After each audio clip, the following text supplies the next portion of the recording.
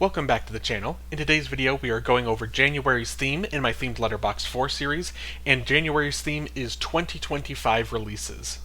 I thought this would be just kind of a fun, kind of easy way to, for me, because this year I didn't watch as many new releases as I have in previous years, and so there's a lot of films that I want to play catch up on, and plus there's stuff, like No Other Choice, or Testament of Ann Lee, or just other things like that that just haven't even been had a wide release yet, and so it's impossible to find the film, and so there's a lot of things like that that I just haven't been able to see yet, and so I thought this would be a fun kind of cool way to just kind of use this as a way to watch some films for my top 10 video that hopefully is coming out in a little bit, and also use it as a category, just as a way to really kind of play catch up on a lot of those films I missed. So really excited for this, to do these. Also with Oscar nominations in a couple weeks, it's going to be fit right in because I'm going to be watching all of these, spend so much time watching these movies anyway, so really excited for this category.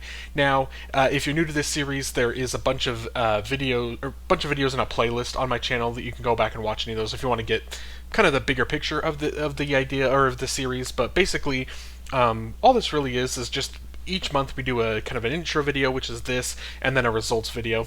Now, in the intro video, what we're going to do is we're going to establish the category and then establish what my current Letterboxd 4 is, and then I'm going to name 10 different films that I'm going to watch this month, and see, when we get to the results video, see how many of those films stayed, what changed, stuff like that. Also in the setup video, I do the rules and the exclusions. The rules is just that it has to just be a 2025 release.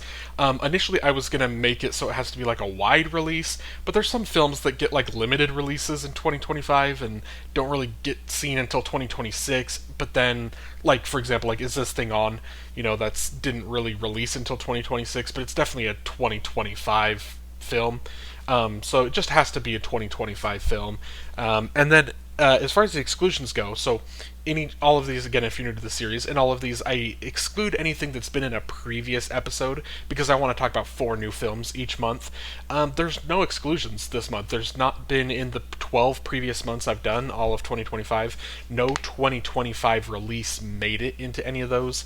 There was a couple here and there that, looking back at it, I guess I won't say them because I'm going to talk about them here in a second, but they're some of my favorite films from last year. If they had already come out before, there was categories they would have fit in, and they definitely would have made the Letterboxd 4 if the film had been out, but it just wasn't yet. So no exclusions. So with that being said, let's take a look at that current Letterboxd 4. Hamnet, Marty Supreme, One Battle After Another, Sinners.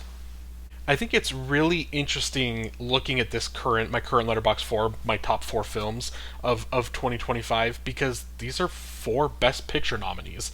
In fact, they might be 4, they're 4 of the 5 favorites. The top, pretty much Frankenstein is the only film that's not in my Letterboxd 4 that's a big contender, really. These are the films. And it's interesting how that kind of worked out. There's definitely years, I remember a couple years ago, I guess it honestly kind of goes in waves, because there's some years where it's you'll get an Elvis or a Don't Look Up, or those are probably the 2 kind of best examples I can think of. Or I guess last year, Wicked wasn't my favorite.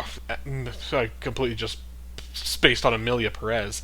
Every year there's some Best Picture film that is just so far away from my top, not even close.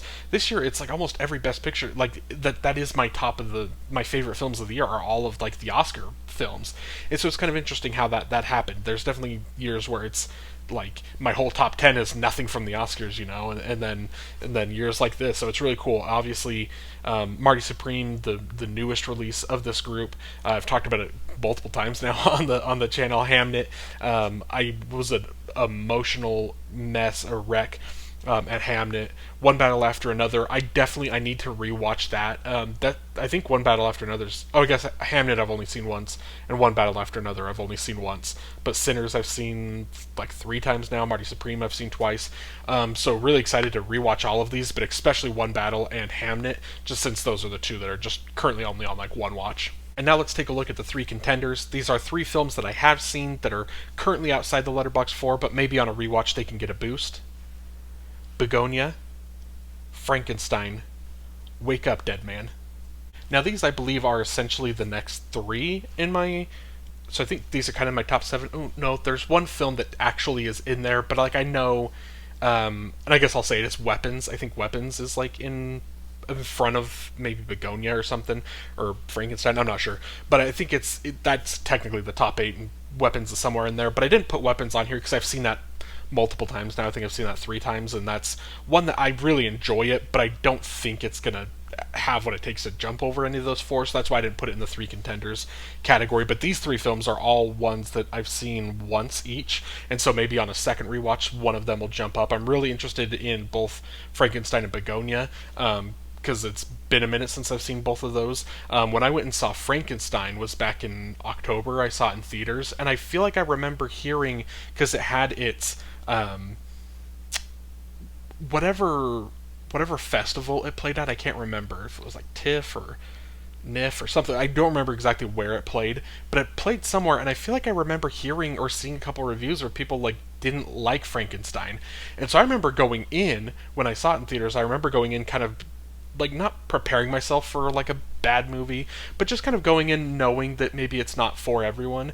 And then I remember watching it and I was just blown away.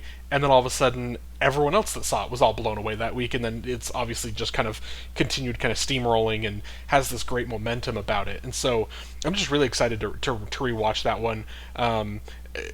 In Begonia as well, that's another one that I saw it once in theaters, and there's certain scenes, certain moments that like I haven't stopped thinking about. So just really excited to give all those a rewatch.